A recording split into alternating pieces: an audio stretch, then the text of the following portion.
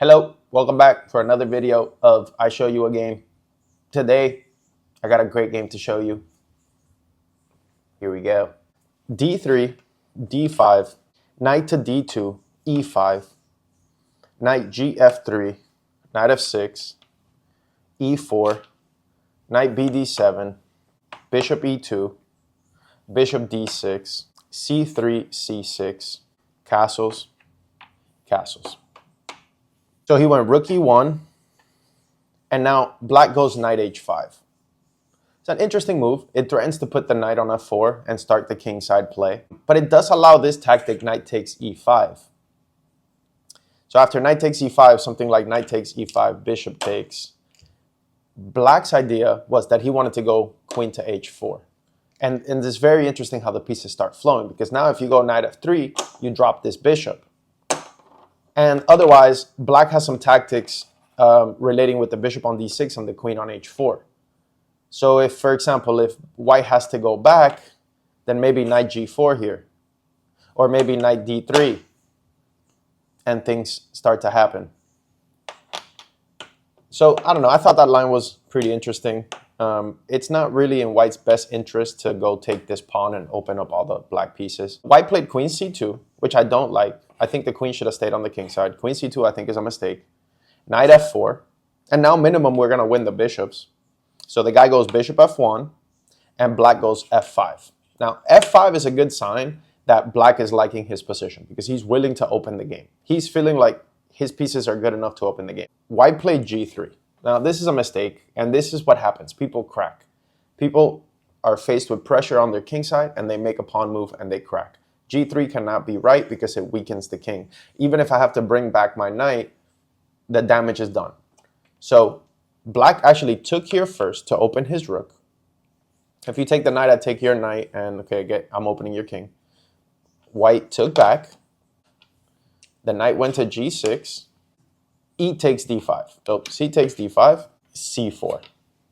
C4 is a good move. It's trying to crack the black center, and this is the point of the lesson. We, as black, have the center here, but it's cracking. He's cracking it. So I have to use it before it disappears. Nothing in chess lasts forever. The active queen can always get kicked back. The powerful center can get cracked.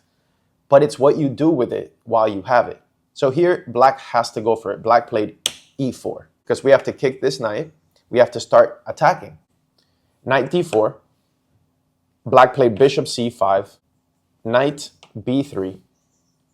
And here, this is a critical position. Like, black has to do something concrete, and the pieces have to start flowing, because otherwise, white will take this, white will take the pawn.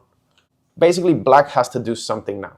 Black has to do something. So black played the move bishop takes knight, knight takes bishop, and now he goes knight to E5. Now we're threatening knight F3, we're threatening knight G4, C takes D5. And now it's the critical position. Black is about to lose his pawn on E4. And if we lose this pawn on E4, that's it. There's no more attack. So we have to send it. We have to go for it. We have to attack him. If we don't attack him now, then we're going to miss our chance. So here, black has to be willing to sacrifice material and to take the risk. Otherwise, he's going to lose anyway. So black dug deep here, and he played a really nice move, knight to H4. Finding something to hang on to, this F3 square.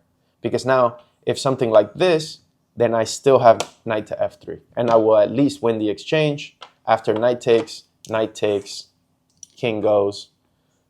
Minimum, I'll win the exchange. And then after I win the exchange, then black did something with his attack. He wins back the pawn. Black is winning. Let's get a square. Let's get F3. Let's do something. Let's use our center and our activity before it collapses. G takes H4. Queen takes H4. But now, okay, it's already 1, 2, 3, 4 pieces. The pawn, there's rook lifts possible. Black's attack is, it's a little bit dangerous here. And like, just to give you a sample line, let's say he goes rook takes E4. Well, he cannot go queen takes E4 because queen takes F2. So let's say he goes rook takes E4. Black can play knight G4, threatening checkmate, and also threatening rook F2. And these pieces have to be taken seriously. For example, let's say he goes H3. I thought there was a really cool move here. Rook takes f2. And like he can keep taking stuff. Let's say he goes rook takes g4. So now we go rook takes f1, king takes f1. And then I guess there's options here, but bishop takes g4 looks good. Takes. And the attack still continues here with just the two black pieces. So white's king is going to be running around for a while. And this is kind of what black was counting on, these tactical complications. So let's go back to the game. Black played the move queen h4. Bishop e3, knight g4, threatening checkmate. h3, and now back, knight to e5. And again, we're threatening all sorts of stuff. We're threatening bishop takes h3. We're threatening knight to f3. We're threatening to just lift the rook. Black has a complicated attack here, and white needs to be very careful here to avoid all the pitfalls. White tried king to h2, and now black played a really, really nice move, rook to f3. And actually here, white just resigned. White resigned. He's getting overwhelmed by the 4 black pieces. The threat is bishop takes h3. If bishop takes, rook takes, and just mate. And if this rook is accepted, like if he takes, then the queen and knight just win.